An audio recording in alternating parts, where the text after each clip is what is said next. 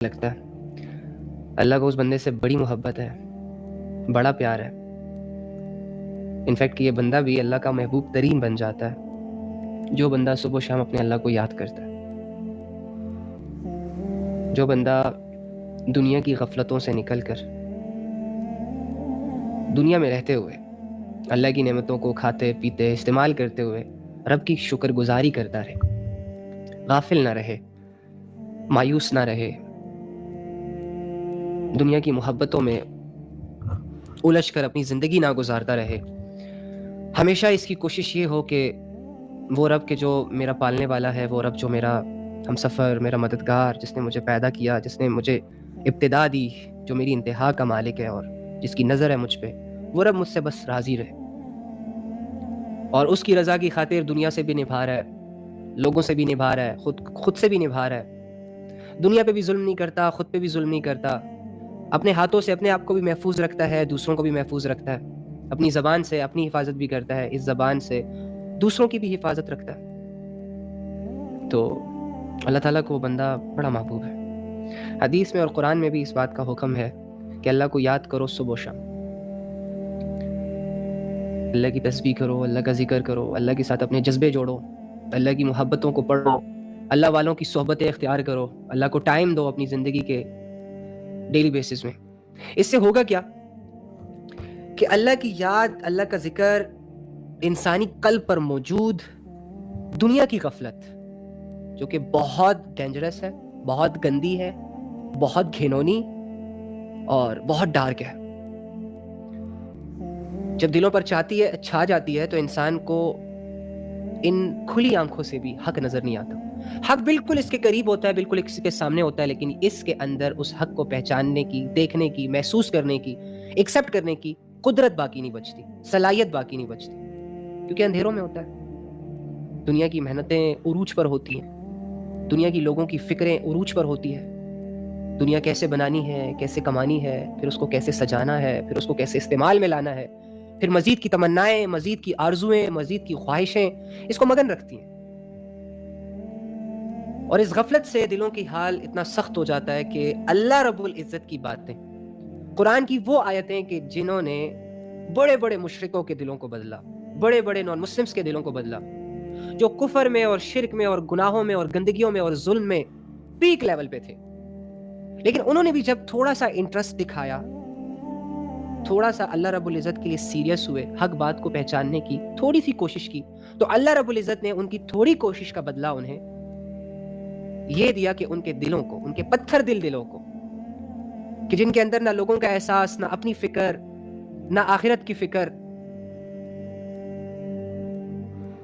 اور نہ حق کو تسلیم کرنے کی صلاحیت، نہ طاقت، نہ وقت، نہ قدرت،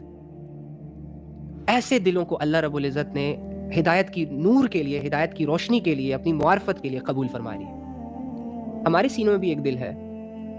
جو دھڑک رہا ہے، جن کے اندر بہت سارے عکس چھپے ہیں، بہت سارے حالات سے یہ افیکٹ ہو رہا ہے۔ آپ کے دل کی دنیا آپ کو نظر آ رہی ہے واضح طور پر، اس کی کارکردگیاں آپ کے سامنے،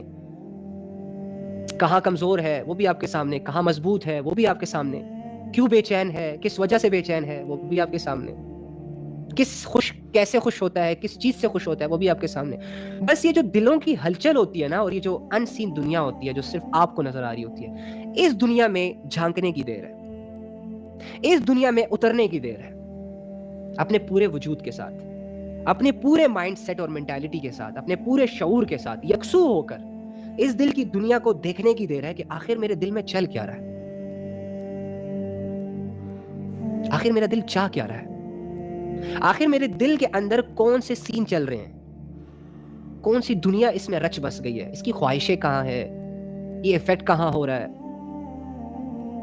اس کی حالت کیسی ہے، نرم ہے، سخت ہے، اللہ کی باتوں پہ اس کا دھیان جاتا ہے نہیں جاتا، تنگ ہوتا ہے، خوش ہوتا ہے، کیا کیفیت کیا ہے۔ تو جب تک ایک انسان اپنے دل پر غور نہ کر لے، اپنے دل کی دنیا پہ غور نہ کر لے، تب تک اس انسان کو یہ فیصلہ کرنے میں دیر ہی ہوتی رہتی ہے کہ اس نے اللہ کی طرف آنا ہے کہ نہیں آنا۔ جیسے ہی انسان اپنے دل کے اندر اترا، اس نے اپنا جائزہ لیا،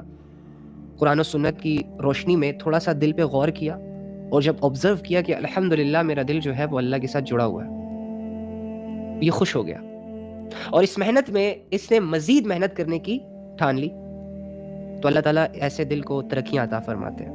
ایسے دل کو غفلتوں سے پاک رکھتے ہیں، ایسے دل کی حفاظت فرماتے ہیں. ایسے دل کی اللہ کے ہاں بڑی قیمت ہوتی ہے. ایسے دل کو اللہ ٹوٹنے نہیں دیتا. ایسا دل جو اللہ رب العزت کی غفلتوں سے پاک ہو، جس کے اندر اللہ کا ڈر ہو، جس کے اندر اللہ کا احساس ہو، جس کے اندر اللہ کی محبت ہو، معرفت ہو، یہ دل اللہ رب العزت اتنا مضبوط کر دیتا ہے کہ اللہ اس دل کی حفاظت شروع کر دیتا ہے. پھر یہ دل نہیں ٹوٹتا. ظاہری اس پر ظلم ہوتے ہیں، اس پہ تنقید کی جاتی ہے، برے حالات کے حوالے کیا جاتا ہے اس کو، لیکن یہ دل نہیں توڑ بیٹھتا. اس کا دل مضبوط ہو چکا ہوتا ہے.